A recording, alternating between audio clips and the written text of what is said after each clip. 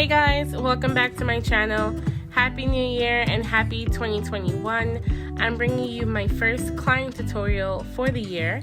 I'm so excited to be back and bringing some video and some content for you guys. So with that being said, let's go ahead and start by cleansing my client's face. First thing to do, I use Garnier Micellar Cleansing Water to do that. What it does, it kind of helps remove any impurities or any makeup that was left on her skin from her daily or nightly routine. And most importantly, it helps prep the skin for moisturizer. Next, I'm going to start off with Bobbibrown's Vitamin Enriched Moisturizer. I'm using this moisturizer all over my client's face, and I love this moisturizer so much. It is extremely lightweight.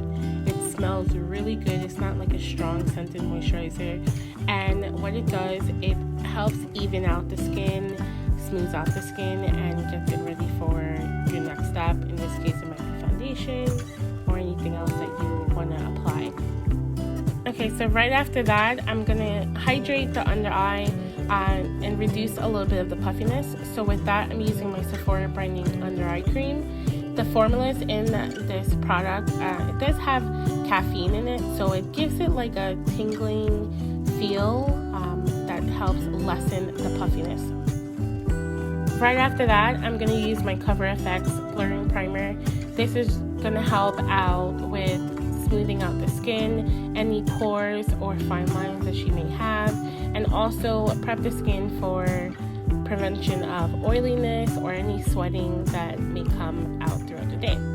Now, I love Coverfx foundation so much, I decided to use their newest foundation, the Power Play foundation, and I used foundation N50 and I mixed it with my MAC Studio Fix. And the best thing about their foundation is it is transfer proof, it is smudge proof, waterproof, it gives a matte finish. It's definitely a foundation that can be used, I believe, with all skin types and all year round as well. But if you are a bride or if you're, out summertime or anything like that, this foundation, it should definitely be considered as a go-to. I love the finish to it. Now, next I'm going to start off with cream contour. Now, I have to say, I feel like I'm new to the cream contour gang or jumping on the bandwagon pretty late because I'm more of a powdered contour type of person. I feel like I have more control of powder, but I have to say this Graftopian palette definitely is a must-have.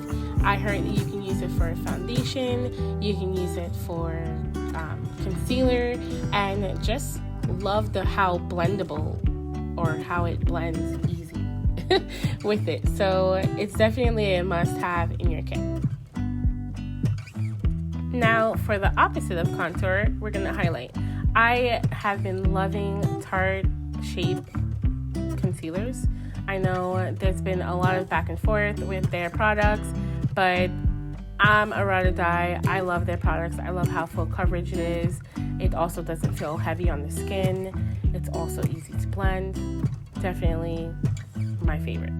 So next we're going to start off by setting the areas where I added the concealer. I'm using my RCMA No Color Translucent Powder for that. I also like this formula. I'm pretty much liking everything that I used. No problems there. This is new to my kit, so I love the finish that it gave. I just love it.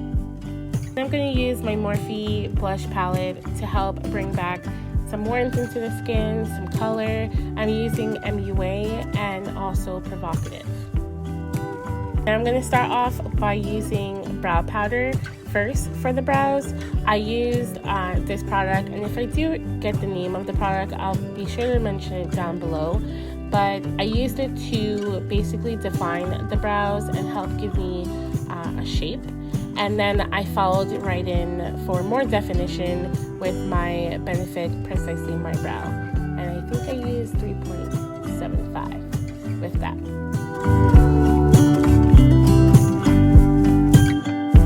Now I just used the same concealers that I used before, and also my P. Louise base in number 2 to help shape out and carve out the brow, and also prep the lid for eyeshadow.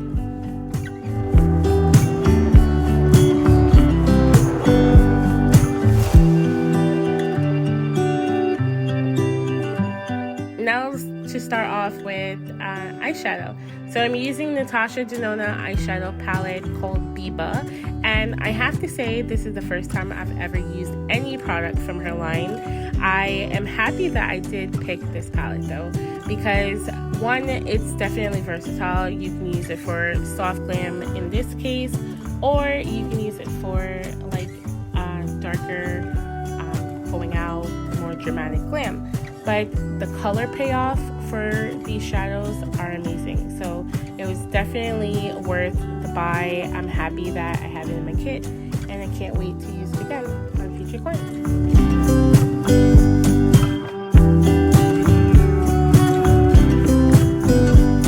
For lashes, we decided to use magnetic lashes. It's a little bit less irritating on the eyes, especially because she does have sensitive eyes. So if I do get the name of the product, I'll be sure to mention it down below.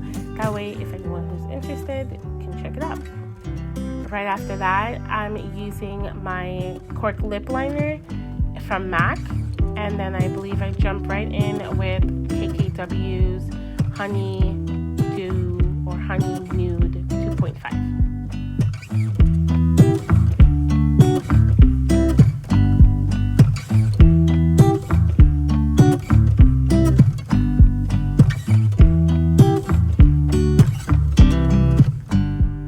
Then after that, I'm just gonna line the top line and add some highlight from Morphe palette. But I just want to say thank you for watching this video, and please do consider subscribing, sharing, and leaving a comment. Throw a thumbs up if you want more videos. I can't wait to share what I have in